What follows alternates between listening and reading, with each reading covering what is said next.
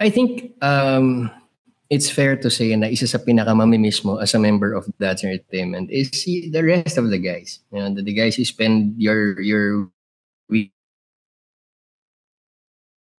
with. Kasi hindi pwedeng hindi kayo maging close sa isang araw. Originally, I was with Friday Group. And then, when the reshuffle happened, napadpad ako ng Wednesday.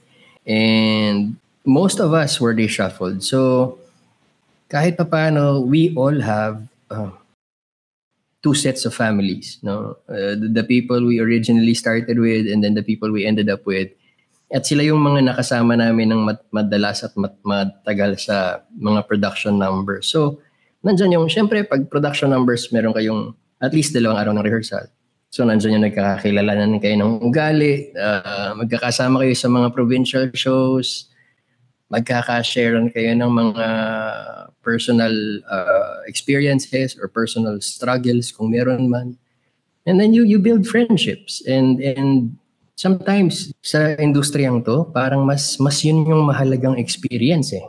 Yung totoong friendship within the workspace. Kasi alam mo naman, sa trabahong to, it's very difficult to make and keep friends. Totoo yan. I mean, yung really totoo, good no? friends. Yung totoong friends.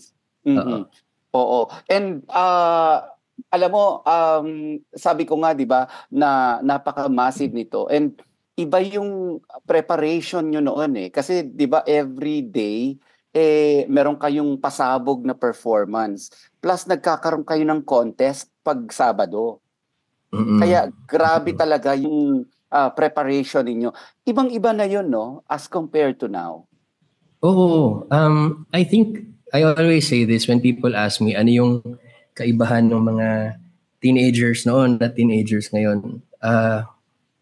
We enjoyed being teenagers. Kasi, you know, I have to give all the credit to Kuya Germs. I'm sure at the back of his head, he wanted to keep everyone from vices. He wanted to keep everyone from making unnecessary mistakes. He wanted everyone to feel their age at hindi magmadali sa buhay. That's why he decided, gawin kong visit yung mga batang to. Sa loob ng araw nila, nandyan yung magbabasa sila ng spiel, gagawa sila ng update news report, magdadrama sila ng konti, kunyari, parang workshop on air. Nandyan yung pakakantahin kami, pasasayawin kami. Tapos para hindi sila tumetenga pag wala sila sa araw nila, may competition sa Sabado para nagre-rehearse sila at least twice a week. No?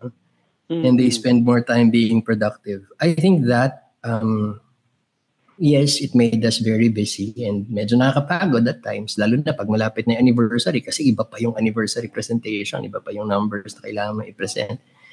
Pero at the same time, it removed you from unnecessary worry.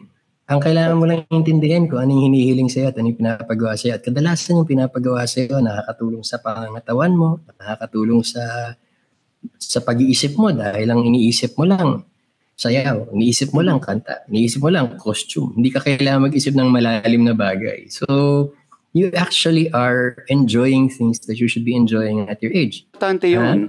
Importante yun eh. Importante yun. Kasi mga bata ngayon parang minsan iniisip ko pag may napapanood ako sa TV, parang ilang taon na kaya itong taong ito? Kasi ang mature ng mga roles, ang mature ng mga problemang kinasasangkutan o kinaharap nila. And for me, parang minsan ang worry ko as a parent, baka isipin ng mga anak ko, dapat pag ganitong edad, yun na kaagad ang iniisip mo, yun na kaagad ang kinakaharap mo. Hindi naman dapat, di ba? You should enjoy growing up. You should enjoy your years. You should enjoy your youth.